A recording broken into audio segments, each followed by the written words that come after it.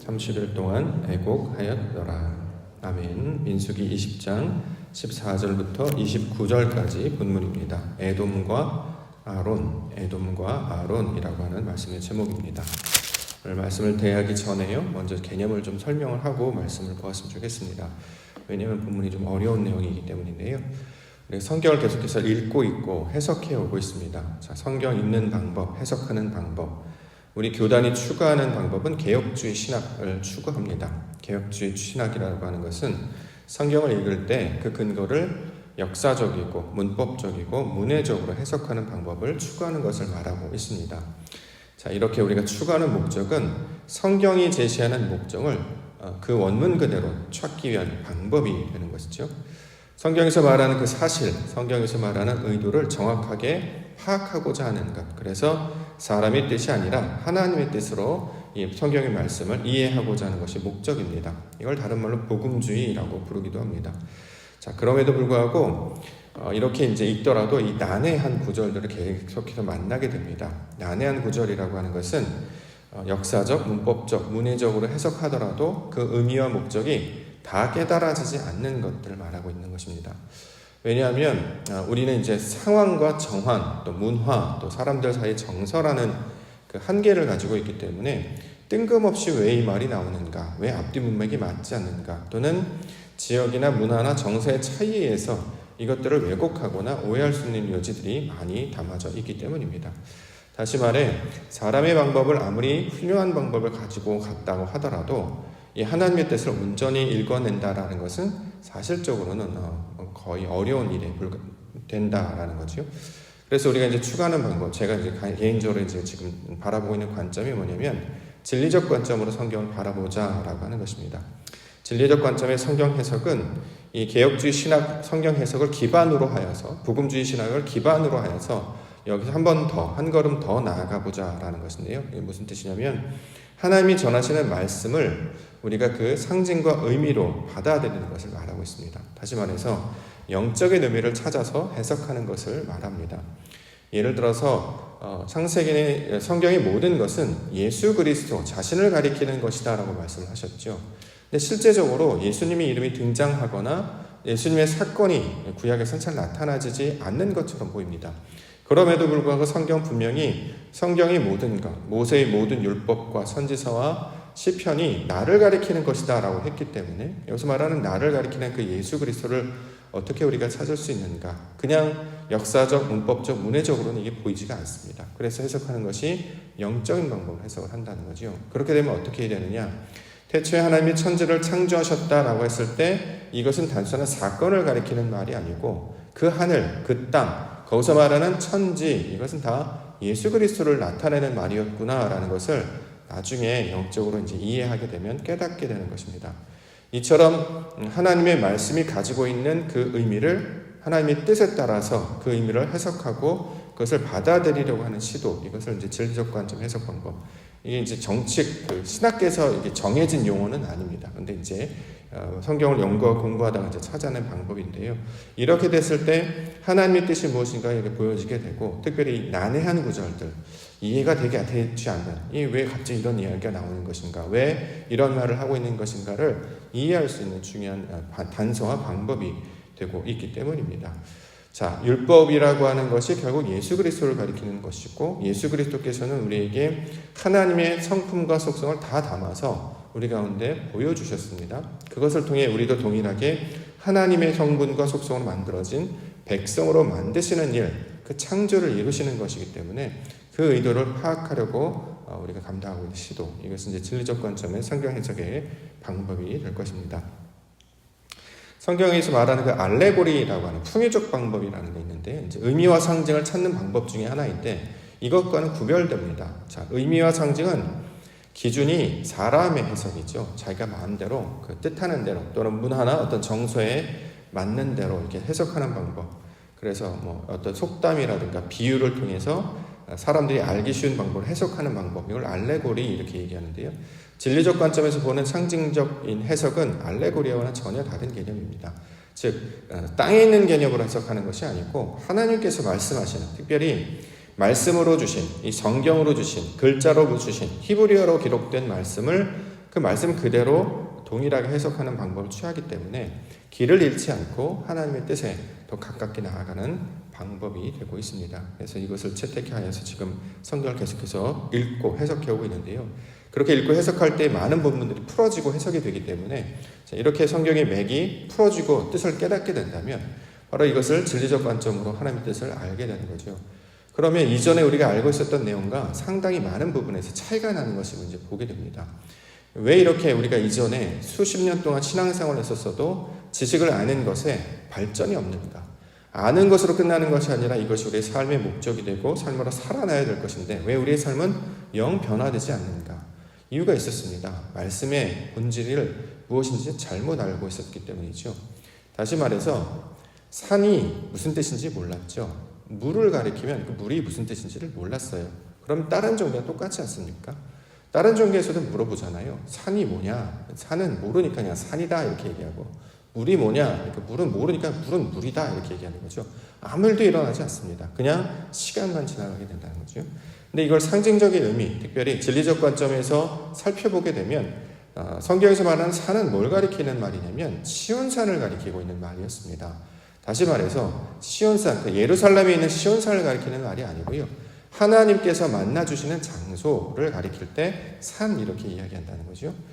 평평한 곳에서 우뚝 솟은 것. 어제는 우리가 이제 바위를 살펴봤는데 그러한 모습으로 하나님께서 보여주시고 나타내 주셔서 하나님의 뜻을 전달하시는 하나의 도구로 산이라고 하는 걸 이제 선택했다는 거죠. 그래서 이제 우리는 산 그러면 그것은 시온산, 예루살렘에 있는 시온산임을 깨닫고 예루살렘은 하나님의 임재를 나타낸 성전이 있는 곳이고 성전은 하나님께서 우리를 만나 주시려고 하는 것이구나라고 하는 그 속뜻들을 이제 알게 된다는 거죠. 그래서 이제 산을 이야기하면 그 의미를 알게 되고 하나님의 의도를 그가 말하는 그 뜻을 알게 됩니다.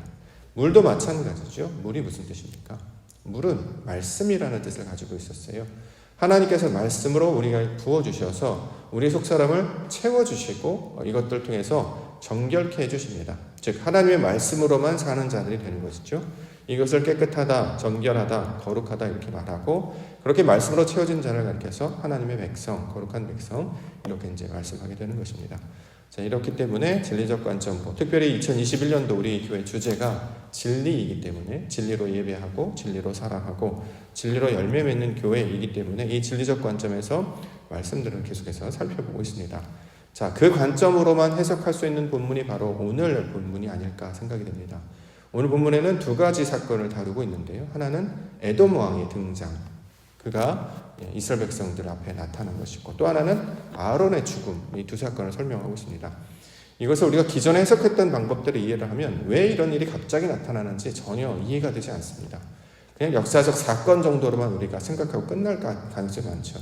에돔이 나타났어. 그는 에서의 후예이고 에서는 원래 야곱하고 사이가 안 좋았으니까 그렇게 방해하는 것이네. 이렇게 이제 생각하고 그냥 끝나게 되는 것이고 아론이 나이가 들었어. 자기 역할을 끝났으니까 이제 소명을 다하고 이제 죽었던 것이네. 이렇게 이제 이야기할 수 있다는 거죠. 근데 그런 의미로 성경을 주신 목적은 아니겠죠. 성경의 1.1획도 땅에 떨어지지 않겠다 말씀하셨고 하나님께서는 이 글자와 문자를 통해서 하나님의 뜻을 다 담겨 주셨기 때문에 그 하나하나가 다 가진 것이 어떤 의미인지를 우리가 파악하고 깨달을 때 아버지 하나님의 뜻에 나아갈 수 있기 때문입니다. 그래서 오늘 두 가지를 그 진리적 관점에 살펴보려고 일단 서론적인 설명을 먼저 드렸습니다. 에돔 왕에 대해서 먼저 좀 살펴보고자 합니다. 20절과 21절 보겠습니다. 그는 이르되 너는 지나가지 못하리라 하고 에돔 왕이 많은 백성을 거느리고 나와서 강한 손으로 막으니 에돔 왕이 이같이 이스라엘이 그의 영토로 지나감을 용납하지 아니하므로 이스라엘이 그들에게서 돌이키니라. 자, 역사적, 문예적, 문법적으로 살펴보면 에돔 족속은 에서의 자손들의 후예다. 이렇게 이제 이해할 수 있는 거죠. 그럼 이제 대적자의 모습밖에는 이해하지 못하는데요. 이제 그렇게 되면 하나님의 온전한 뜻을 우리가 다 깨달을 수 없게 됩니다. 무슨 뜻이냐면 하나님의 말씀이 내 바깥의 일로 설명한다면 나와 상관없는 일이 되어버린다는 거죠. 에돔 왕 그러면 에서의 후예들이야 라고 끝내버리면 그 사건이 우리와 무슨 상관이 있겠습니까? 우리 옆에 에돔 왕이 나타날 것도 아니고 그렇게 볼 것이 아니라 여기서 말하는 에돔 왕은 무엇을 가리키냐면 우리 안에 남아져 있는 속성들을 가리키는 말이다. 이제 우리가 항상 그렇게 받아야 된다는 거죠. 성경에서 나타나는 대적, 성경에서 나타나는 이방인은 누구를 가리키냐면 하나님 앞에 선 자들을 가리키는 것입니다. 그렇기 때문에 하나님께서 말씀하는 대적은 우리와 다른 것이 아니라 하나님의 말씀을 깨닫지 못하고 하나님 앞에 서 있는 자들이 다 그런 대적자의 모습이다라는 거잖아요.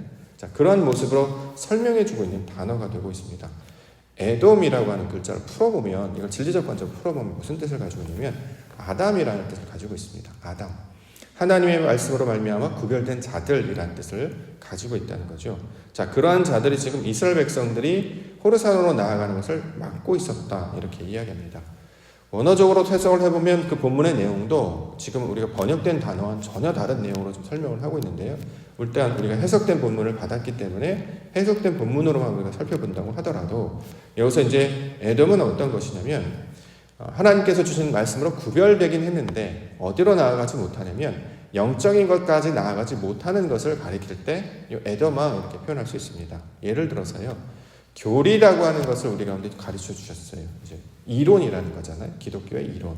그래서 뭐 인간론, 뭐 예수님은 그다음에 어떻게 해야 되는가, 규칙이나 법칙, 이런 것을 가지고 신앙의 어떤 우리가 이제 안내를 받습니다. 근데 교리라는 것도 결국 사람들이 만들어낸 것이잖아요. 성경에서 나타난 것이 아니고 사람들이 이렇게 만들어냈습니다. 예를 들어서 사도신경 같은 거, 이건 성경에 나오지 않죠. 그러나 이제 사도들이 모여서 고백론을 만들었고 이걸 우리가 따라합니다. 주기도문 이것도 주기도가 나타나긴 합니다만 이걸 우리가 교리처럼 이론처럼 붙들고 살아가고 있죠. 근데 중요한 것은 무엇이냐면 이 교리는 안내, 인도자의 역할을 하는 것이고 중요한 것은 더 나아가야 되는 거죠. 우리가 말씀을 들었으면 삶으로 살아내는 것까지 감당하는 것처럼 신앙도 교리로 받았으면 그 이상으로 나아가야 되는 초월적인 존재가 되어야 되는 것입니다. 어디로 나아가야 되느냐? 오늘 아론의 죽음과 연결되어 있는데요. 그러니까 호르산으로 나아가는 것까지 나아가야 합니다. 이걸 영적인 의미로 이제 해석을 해야 이게 이제 이해되는데, 말씀으로부터 주신 것을 하나님의 영으로 받아서 그 진리 가운데 나아가는 모습. 자, 그것 가운데 나아가도록 지금 설명하고 있는 그림이 이스라엘 백성들이 나아가고 에돔 왕이 막아서고, 자, 이렇게 되고 있습니다. 우리가 어떤 새로운 지식이나 예를 들어서 오늘 말씀드렸던 진리적 관점으로 해석하는 방법을 말씀을 드리면 마음에 거부감이 와요. 왜냐하면 기존에 우리가 알고 있던 방법이 아니기 때문입니다. 우리가 개혁주의, 복음주의 신학을 추구하기 때문이죠. 역사적, 문예적, 문법적으로 해석해야 되는데 왜 진리적 관점으로 해석하느냐? 이건 하나의 교리예요. 방법이죠. 근데 이걸 뛰어넘어서 하나님께서 나오신 뜻을 발견하기 위해서는 저는 진리적 관점으로 나아가야 된다고 생각합니다. 그래야 온전한 뜻을 알 수 있기 때문이죠. 그런데 마치 에돔 왕처럼 이 교리 안에 갇혀 있으면 하나님이 원하는 걸 막아요. 내가 내 뜻대로 방법과 규칙으로 이걸 막아서기 때문에 하나님이 주신 것을 받아들이지 못하게 된다는 거죠. 자, 이것을 지금 설명하고 있는 본문이 이 에돔 왕에 대한 본문으로 이야기합니다. 에서와 야곱은 두 사람을 말하는 것이지만 두 사람으로 갈라서 야곱은 이스라엘 백성이고 에서는 믿지 않는 족속이고 이 사람 중동 사람들이고 이렇게 해서 대적하고자 하는 것이 아니라 내 안에 속사람과 겉사람을 이야기하는 것입니다. 겉사람은 말씀을 받은 자로 이게 구별이 됐어요. 근데 아직 뭐가 안 바뀌었냐? 속사람이 변하지 않았다는 거잖아요. 속사람이 계속 거부해요. 교인이지만 하나님의 믿음을 가지지만 모양은 크리스찬이고 그리스도인이고 하나님의 성도지만 내 안의 마음도 거룩해지고 있는가? 구별되고 살아가고 있는가? 그렇지 않다는 거죠. 내 속마음은 여전히 그것을 거부하고 방해하려고 합니다. 그러나 이스라엘 백성들은 지금 진리를 따라서 그것을 건너가는 이야기. 그래서 성경에서 이스라엘, 건너가다라고 하는 뜻은 이제 이브리 이렇게 이야기하는데 히브리인이라고 하는 것은 무엇이냐? 하나님의 진리에 다다랐다 이 뜻입니다. 이것을 우리에게 인도하시는 것이죠. 요단강 건너고 어딜 건너고 이게 중요한 게 아니라 하나님을 만났다면 우리가 다 변해야지 이게 완성이잖아요. 만나는 것으로 끝나버리면 그것도 무의미하는 거예요. 얼굴 알았어요. 자, 끝. 이게 아니라 만났다면 이제 시작이잖아요. 그렇게 살아가야 되는 것입니다. 교회 나왔다고 성공하는 게 아니잖아요. 살아내야 합니다. 믿음을 가졌다고 다 이루어지는 게 아니라 하나님과 동행하면서 계속 살아내야 되거든요. 이제 그 역할을 우리 가운데 말씀하고 있습니다. 자, 살아내려면 어떻게 하느냐? 하나님이 인도하시는 것에 따라서 순종하고 날마다 동행하며 나아가는 자들이 되어야 될 때, 자, 이것들을 말하고 있는 것이죠. 에돔 왕, 우리가 말씀을 받았지만 여전히 그 교리 안에 갇혀있는 나의 자, 신약으로 따지면 바리새인들, 서기관들, 유대인들 이렇게 말할 수 있겠죠. 오늘 본문에 또 하는 배경이 뭐냐면 가데스바네아라는 곳에서 어디로 나아가고 있냐면 호르산으로 나아가고 있습니다. 이것도 상징적인 내용이죠. 가데스는 우리말로 카도시, 거룩하다라는 뜻입니다. 단어가 똑같습니다. 거룩하면서 어디로 나아가느냐? 하나님의 산으로 나아가는 것이죠. 거룩하다라는 것은 성소를 가리키는 말이고, 하나님의 산은 어디예요? 지성소를 가리키는 말, 영을 가리키는 말이죠. 자, 우리가 이방인처럼 땅에 머물다가 마당에 머물다가 떠나가진 않습니다. 뭐냐면 신앙생활을 하고 있기 때문에 성소까지는 들어오죠. 말씀을 듣습니다. 근데 여기서 어디로 더 나가야 되냐? 지성소까지 나아가야 된다는 거죠. 지금 그 이야기를 보여주고 있는 말입니다. 본문에 따르면 이 사신으로 보내진 구절과 천사를 보내진 구절, 이거를 같은 단어로 쓰는데 번역을 다르게 했어요. 이게 이제 약점이에요. 이 번역 과정에서 나타난 약점이 뭐냐면 14절에는 사신을 보냈다라고 이야기하고 16절에는 천사를 보냈다라고 이야기합니다. 어떨 때는 사람처럼 번역을 했고 어떨 때는 천사, 영적인 존재처럼 번역을 했다는 거죠. 그러니까 원어가 이게 서로 다른 글자인가? 그렇지 않거든요. 똑같은 글자인데 어떨 때는 이렇게 번역하고 어떨 때는 이렇게 번역. 그러니까 이런 것에서 나타나는 오류를 줄이고자 원어도 살피는 것이고 이 진리적 관점으로 살펴보겠다는 것입니다. 우리 안에 교리적 어떤 틀, 예를 들어서 교단 같은 것들도 있겠죠. 교단이 서로 다르지 않습니까? 어떤 감리교, 순복음, 합동, 통합, 많은 교단이 있는데 여기 이제 교리 때문에 만들어진 집단이거든요. 중요한 것은 여기에 갇히면 안 되는 것이죠. 더 뛰어넘고 그 가운데 복음과 진리를 쫓아가는 것이지. 우리는 이것이 중요해. 성령이 중요해. 뭐가 중요해? 이걸 붙잡고 여기 안에 갇혀서 새로운 것들을 받아들여야 하고 무엇보다 당을 이루어서 서로를 미워한다거나 배척한다거나 이러면 더 큰 문제가 되지 않겠습니까? 그러라고 우리에게 말씀 주신 게 아니라 하나님을 아는 것에 나아가라고 인도하셨음을 우리는 가르쳐주고 있기 때문에 하나님이 주신 그 말씀 가운데서 더 나아가 아버지 하나님의 뜻을 깨닫고 또 그렇게 살아가는 자 되게 없어서 우리가 그렇게 기도 가운데 나아가야 될 것입니다. 그래서 나타나는 이 에피소드가 또 하나 있는데 그것이 바로 아론의 죽음에 대한 사건입니다. 28절 모세가 아론의 옷을 벗겨 그의 아들 엘르아살에게 입히매 아론이 그 산 꼭대기에서 죽으니라. 모세와 엘르아살이 산에서 내려오니. 자, 아론이 죽었습니다. 단순한 죽음에 관한 사건을 다루는 말이 아니겠죠. 성경에서 말하는 죽음은 우리의 영적인 변화가 어떻게 나타나야 되는가를 보여주는 하나의 상징입니다. 자, 그렇기 때문에 본문도 그냥 죽었다라고 이야기하지 않고 옷을 벗기는 행위를 보여주고 있고 그 다음에 엘르아살이라고 하는 아들 이름을 등장시키고 또 산 꼭대기에서 죽었다. 하필이면 산 꼭대기에서 죽었나 이런 말들을 이제 넣어놨다는 거죠. 왜 그러냐면 그걸 포함해서 이해를 해야 된다는 것입니다. 단순한 죽음을 말하는 것이 아니었다는 거죠. 그럼 여기서 말하는 아론의 죽음은 무엇이냐? 영적인 죽음을 가리키고 있는 말입니다. 겉옷을 벗었습니다. 그렇죠? 자기가 가지고 있는 원래 어떤 가치관, 신념, 교리라고 하는 틀 이걸 벗어버리고 하나님께서 새로운 모양으로 변화시킬 때 자, 이런 모양으로 지금 우리 가운데 설명을 해 주시는 것입니다. 엘르아살, 엘아자르 이런 뜻이죠. 하나님께서 도우신다. 아버지는 아론이라는 모습이었고 그의 아들 엘르아살로 다시 살아가는 것. 이게 이제 하나님께서 말씀하시는 구원의 모양입니다. 아브라함이 죽고 이삭으로 태어나요. 예수가 죽고 그리스도로 태어나요. 이건 사람에 대한 이야기를 하는 게 아니라 영적인 과정을 설명하는 거예요. 하나님께서 만들어 처음 의도가 죽어지고 원래된 목적으로 살아나는 것. 이게 하나님의 구원의 역사거든요. 옛 아담이 죽고 새 아담으로 사는 것. 아버지 아브라함이 죽고 새 아들 이삭으로 살아가는 것. 그렇죠? 엘리야가 죽고 엘리사로 살아가는 것. 지금 마찬가지로 아론이 죽고 엘르아살로 내려오는. 자, 이것은 구원의 모양을 설명하고 있습니다. 그래서 꼭대기에서 죽죠. 꼭대기에서 죽는다라고 하는 꼭대기는 산 꼭대기를 말하는 것이 아니고 머리라는 뜻입니다. 성경에서 말할 때 산 그러면 우리는 그것은 하나님의 영이 있는 곳, 하나님의 영으로 말씀하죠. 그러니까 영 안에서 죽었다 이런 뜻이에요. 영적인 죽음을 가리키는 말이죠. 이걸 이제 글로 읽으면 뭐랄까요? 동화 이야기 같이 어떤 드라마 같은 느낌으로 이제 이걸 봤는데 진리이기 때문에 진리를 우리 가운데 말씀하시는 것이기 때문에 땅에 있는 이야기 하려고 주신 것이 아니라는 게 일단 그 전제가 되잖아요. 그렇죠? 이걸 벗어나서 이해를 해줘야 모양은 그렇게 설명을 했지만 그 안에 담겨있는 속뜻을 알아내야 포장을 떠서 이렇게 선물에 이렇게 담아주었지만 그 그릇만 보는 게 아니라 그 내용을 봐야 되잖아요. 뭘 넣어주셨는지 그걸 이제 우리가 이제 이해하려고 요 이야기를 듣는 것입니다. 근데 이야기만 생각나고 뜻을 모르게 되면 그건 아무 의미가 없는 게 되는 것이겠죠. 자, 무슨 뜻이냐? 영적인 죽음으로 말미암아 아버지가 죽고 옛사람이 죽고 아들로 새롭게 태어났다, 거듭났다, 부활했다, 구원했다. 이게 하나님께서 원하시는 모양이다라고 지금 설명을 하고 있는 것입니다. 맨 마지막에 이제 30일 동안 애곡했다라는 것도 모양으로 따지면 30일 동안 애곡한 것이 슬퍼서 우는 것처럼 이렇게 되어 있는데 글자를 읽어보면 하나님의 모양과 똑같아졌기 때문이다, 이런 말로 이제 번역이 됩니다. 30일 동안 애곡했다라고 하는 것은 하나님께서 말씀을 주신 그 셋째 날의 모습, 아버지의 형상과 동일한 모습이 되었다, 이러한 날이 되었다라는 방향으로 설명을 하고 있고, 애곡했다라는 말도 표현으로는 애곡이라고 쓰지만 글자를 살펴보게 되면 하나님의 성전을 이룬 것을 가리키고 있는 말입니다. 그러니까 안 보이죠. 절대 안 보입니다. 이게 말씀을 우리가 고민하거나 공부하거나 연구하지 않고 그냥 글로만 읽으면 어려워요. 저도 신학교에서 몇 년 동안 수업을 받고 신대원 졸업하고 우리가 석사과정도 가서 공부를 했지만 이런 걸 본 적이 없었습니다. 이렇게 가르쳐 주지도 않죠. 왜냐하면 그걸 전공한, 그렇게 성경을 보신 분이 없기 때문이죠. 자기가 뭘 알아야, 뭘 깨달아야 그런 말을 해줄 수 있는데 자기도 가보질 않았기 때문에 길이 있다고 얘기를 해보지 못하는 것입니다. 그러니까 기존에 가진 거 있는 거 갖고 어떻게 해보려고 하는 것이거든요.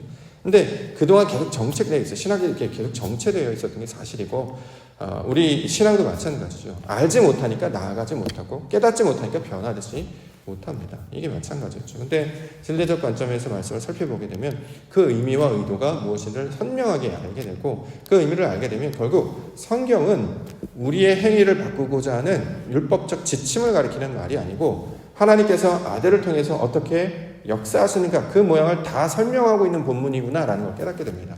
창세기를 피더라도 민수기를 피더라도 신약을 피더라도 다 같은 얘기를 하고 있는 거예요. 그렇기 때문에 이걸 진리라고 말하는 거죠. 시대와 상황과 사건이 변한다고 해서 내용이 변하면 그 진리가 되지 못하잖아요. 그냥 에피소드만 될 뿐이죠. 근데 성경은, 우리 말씀은 진리라고 말하죠. 언제 어디서나 상황에다 다 뚜껑을 열어도, 무슨 포장을 다 열어봐도 그 안에 담겨있는 말은 다 똑같다. 생명, 진리, 하나님의 말씀, 그것만을 말하는 것이고, 그가 말하는 그 창조의 사역은 우리 옛사람을 변화해서 속사람을 변화시키려는, 그렇게 해서 겉사람이 달라지고 겉옷이 달라지고 속사람이 변화되는 그 이야기를 동일하게 지금 하고 있다는 거죠. 그래서 성경을 가리켜서 진리라고 말하는 것입니다. 그러니까 이게 하나님의 말씀이 되는 거죠.